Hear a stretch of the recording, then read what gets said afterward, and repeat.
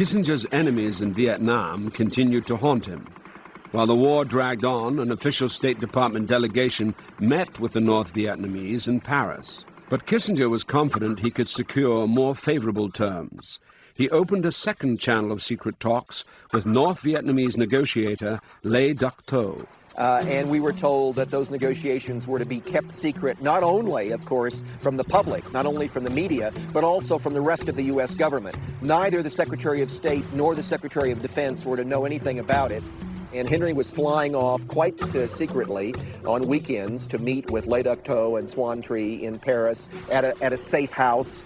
This was all very conspiratorial, full of intrigue, which he loved.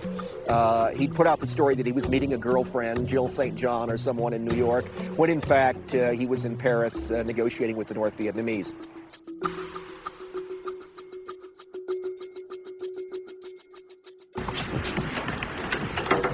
How did I get out of here?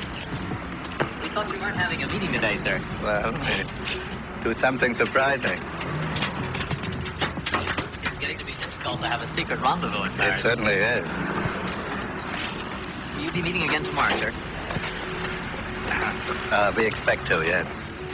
Kissinger's secret talks made little progress toward peace in Vietnam, but they did expand his power in Washington. The negotiations that he conducted were a way of exercising his own control, establishing his own authority in the negotiating process. As it became apparent that Nixon would turn to Henry for strategy, he gained in that influence, and he gained some more self-confidence and made an enormous contribution to Nixon's policy. Nixon and Kissinger's Vietnam strategy was still entangled in Cambodia. The secret bombing had failed to destroy the sanctuaries. The North Vietnamese had formed an alliance with Cambodian communists and had moved deeper into the country. Prince Sihanouk, the one man capable of uniting the nation, was deposed in a CIA-supported coup. The Cambodian coup set off a kind of chain reaction inside the American government, in Richard Nixon and in Henry Kissinger. Denying CIA support for the coup, Kissinger and Nixon announced U.S. support for the coup leader Lon Nol, who promptly attacked the North Vietnamese. North Vietnam counterattacked and moved even deeper into Cambodia. They saw that as a challenge, again, to American strength, to the credibility of American foreign policy. Nixon decided to invade Cambodia to send a message to North Vietnam. A few days before the invasion, Nixon had a friend relay a message to Kissinger. "The president wants you to know, Henry, that if this doesn't work, it's your ass." Kissinger told his staff, "Our peerless leader has flipped out." But Kissinger defended and implemented the decision to invade, saying it would scare North Vietnam. Nixon would be more emphatic. He said, "Let's go blow the hell out of them."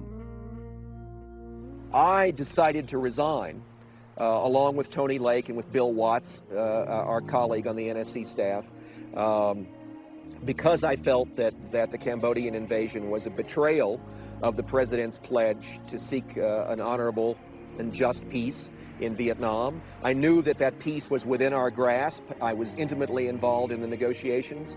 I knew that the other side was ready to agree, that we were ready to agree, and that the Cambodian invasion really destroyed all of that, devastated it for years to come, and literally cost tens of thousands of American lives, hundreds of thousands of Vietnamese lives.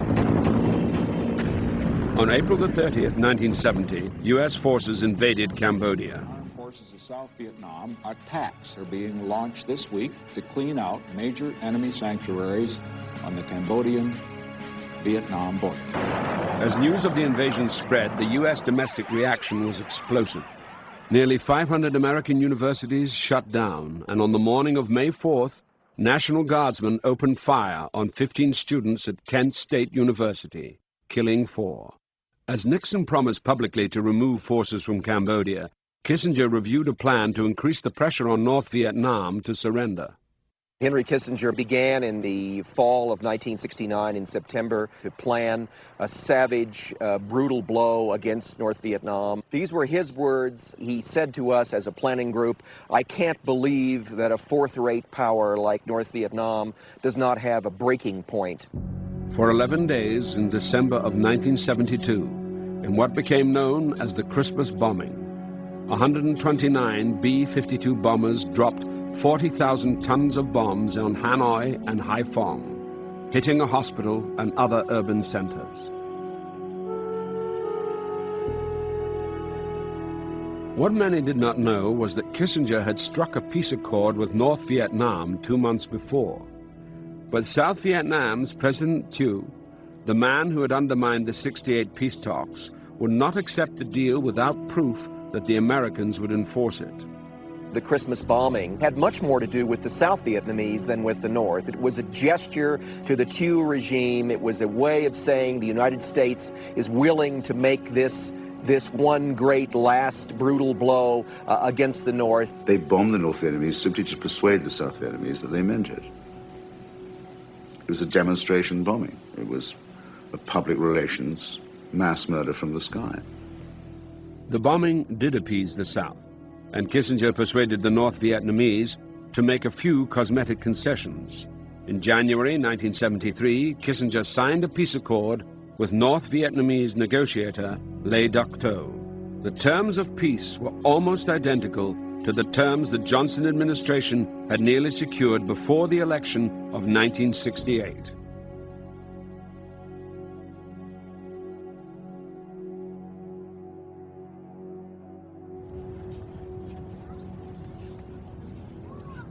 Half the names on the Vietnam Veterans Memorial are incised in stone for dates after January 1969. There is enough marble in Washington to put all the names on one wall.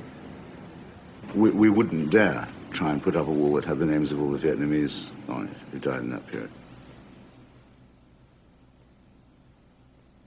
When I shall receive the award, together with my old colleague in the search for peace in Vietnam, Mr. Le Duc Tho. In 1973, Kissinger and Le Duc Tho were jointly awarded the Nobel Prize for Peace. Will symbolize the end of the anguish and the suffering. But to his embarrassment, Kissinger was unaware that Le Duc Tho would not attend the ceremony in Oslo. The Vietnamese counterpart with whom he shared it, Mr. Le Duc Tho, refused to accept the prize on the perfectly excellent pragmatic grounds that there was no peace in Vietnam to celebrate, so there shouldn't be a prize for it. I thought it was a terrible travesty that he should be awarded a peace prize when, in fact, he was a war maker, not a war ender.